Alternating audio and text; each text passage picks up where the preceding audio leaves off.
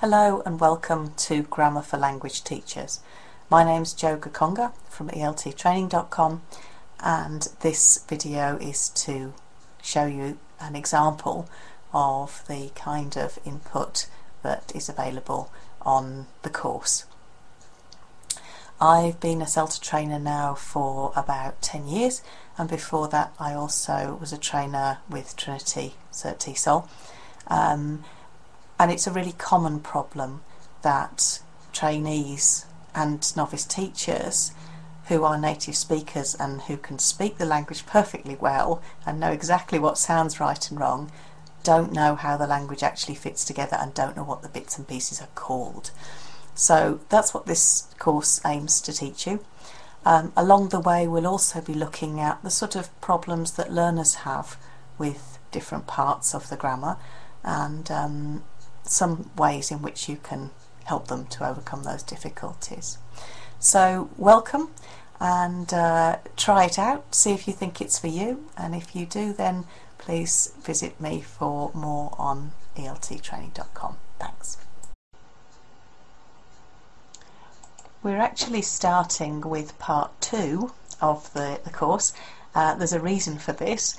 It's because I wanted to give you a more reasonable example of what the average session on the course is like, and first sessions are often a little bit atypical maybe because of introductory things, and also I want to show you that there is some revision from previous sessions that's included in each session. So having said that, let's jump right in. This is the revision from the first session then. So have a look at these terms. These are all terms that we covered in the first session, the last one that you watched, and let me see if you can remember what these things mean. So can you give me an example of all of these? It's probably a good idea now if you stop the recording for a second, just have a look at these different terms and see if you can think of an example for each one. So hopefully you've already had a look at these and had a think and got some examples, or maybe you've just cheated and come straight on. But anyway, the first one, countable noun. A chair would be an example of this. Clearly, countable nouns are nouns that we can count. 1 chair, 2 chairs, 1 table, 2 tables. So that's fairly straightforward. They're the ones that we use indefinite articles with, the, remember, you can use with countable and non-countable. Non-count nouns are a little bit more tricky to think of actually. At their basic, they're the ones that you can't count. So you can't have 1 water, 2 waters. But of course you can. For example, I go into the cafe. Oh, can I have 2 waters please? Meaning 2 glasses of water. Coffee or beer or tea are other good examples of that. They're non-countable nouns generally, but they're frequently used in a countable sense, meaning a cup of or a glass of. So be careful that there's often a bit of leeway here between what is a count and what's a non-count noun. This is particularly true of food. A potato, but pass the potato please, meaning mashed or whatever. A lamb frolicking in the field, but dead on your plate, it's lamb. So there's quite a lot of crossover here, so you have to be a little bit careful. An adjective, fairly straightforward. Beautiful, there's an example. Remember, the test for an adjective is if you can say it is or a thing, then it's an adjective probably. So it's beautiful, it's tall, it's short, it's long, whatever. Or a beautiful girl, a long pencil, something of that nature. So those are good tests to see if it's an adjective. Subject-object pronouns, these are the last remnants of case in our language. So when I use this subject in a different, this pronoun in a different context, it changes. So if it's subject, I love him, but he loves me. So if it's the subject, it's I, you, he, she. If it's the object, it's me, you, him, her, there, etc. So those are subject and object pronouns. And finally, relative pronouns, who, which, that, and whose. And again, be careful. Remember that, you know, who, these words can be other things too. So who is it? The who in that sentence is not a relative pronoun. It's actually an adverb. But she's the girl who I love. In that case, it is a relative pronoun. So when it introduces a relative clause, it's a relative pronoun.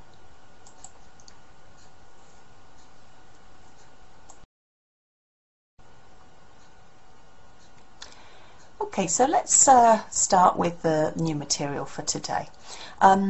And let's start by having a good look at adverbs. This is our main focus today, adverbs and verbs, clearly. Now, adverbs are a bit of a rag bag.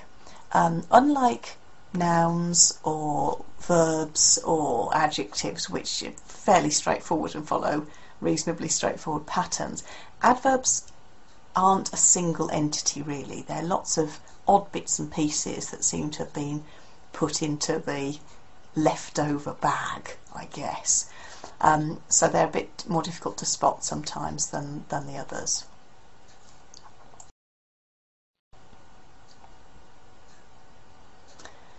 The most obvious ones, and the ones that you almost certainly think of first, are the adverbs of manner.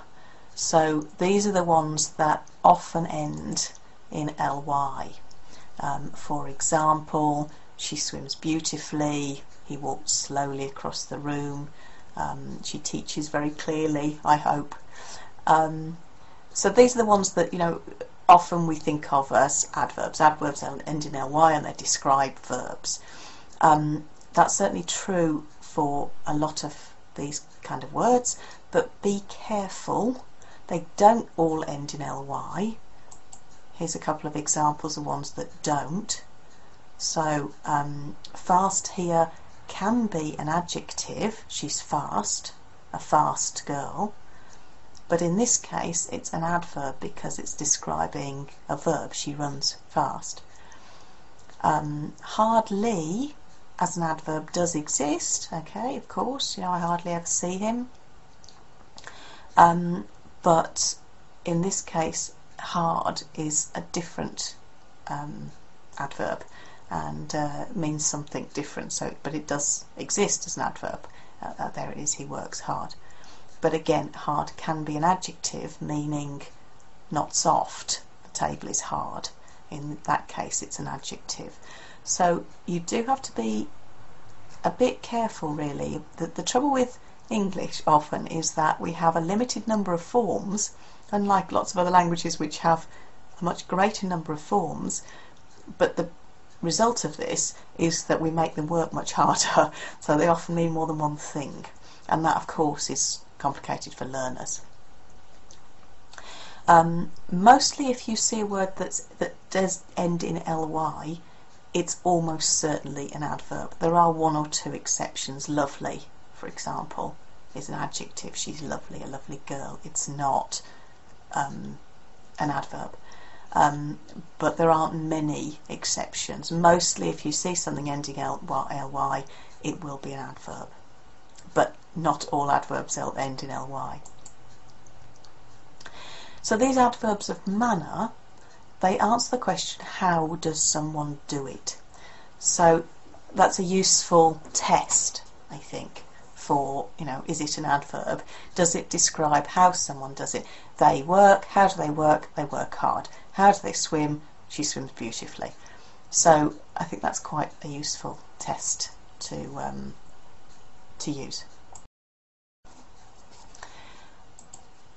Another kind of adverb that's taught very frequently from very low levels are adverbs of frequency. So these are not ly ones, they're something a little bit different, and as is obvious, they describe frequency. Now they're often taught on what's called a cline. Clines can be really helpful in language teaching where there's a set of words which are graded from one extreme to another. So here, for example, we have always on one end of the cline and we have never on the other end of the cline. These are both adverbs of frequency. So in the middle we have, of course, sometimes. And then when your learner says, please, please, what does usually mean, you can show them by putting it in the place somewhere between always and sometimes. If they understand what always, sometimes and never mean, then usually can be explained quite simply by putting it in on that cline. Occasionally again, and maybe, you know, occasionally would come closer to never than sometimes. I've put it equidistant here, but actually that's not really true, is it? Occasionally is less often. It's nearer to never than it is to sometimes, I think. So that kind of way of teaching can be really helpful to give learners a clear picture of the meaning of those words. But those are all adverbs of frequency. One of the things that learners find difficult about adverbs of frequency is where they come in the sentence. So there are rules, they're fairly straightforward rules, but there are a few of them. So have a look at these example sentences and again, pause me for a minute and have a look. Do give yourself a bit of time to look at this. I've underlined the adverbs of frequency. See if you can think, where do they go in the sentence? If you look at the subject, if you look at the verb in the sentence and try to think about what's the rule for this. Okay, hopefully you've had a look at that and a think about it. So the rules are that they go before the main verb. So the main verb in that top sentence is try. We have got another verb in that sentence, to write, but it's an infinitive. So it's not the main verb in that sentence. The main verb is try. That's the verb which conjugates with the subject. The subject is I. So if it was he, it would be he tries to write. There are lesson plans. So that's the verb that changes, that conjugates. That's the main verb. Okay, so they go before the main verb. But then if you look at the second sentence, you said, well, but no, because in that sentence, the main verb is be. It's I am, never late. And it goes after that. Well, that's the exception. It's unless the verb is be. And if the verb is be, then it goes after the be. Okay, so the rule for this is that they have to go just before, immediately before the main verb, unless the verb's be, in which case they go immediately afterwards. Okay, so that's the first lot of rules. So let's look at the next lot of rules. There are other rules, of course. So here we've got two other sentences where the adverbs of frequency are in a different place. So again, please pause me and have a look and a think and see where do they go. Try it out with different adverbs of frequency as well. Try with, you know, always and never and see what happens. So hopefully you've had a look at that. Here, the obvious thing is that some adverbs of frequency, as with many adverbs generally, can go at the beginning or the end of sentences. So it's fine to say, sometimes I ask my tutor for help. It's fine to say, I ask my tutor for help sometimes. I read the grammar books occasionally. So they can go at the beginning or the end of sentences, as well as before the verb, as we said before. So I sometimes ask my tutor, that's fine. I occasionally read the grammar books, that's fine. So the other rules still apply. These are just other places that these can go. But for example, they couldn't go after the verb. I ask sometimes my tutor for help. No, that's wrong. So it's not, although there's many possibilities, they're not infinite. It can't go anywhere. There is one other thing to think about in terms of them going at the beginning and the end of sentences as well, and that's that they can't all do that. So you couldn't say, always I ask my tutor for help. You'd have to say, I always ask. You can't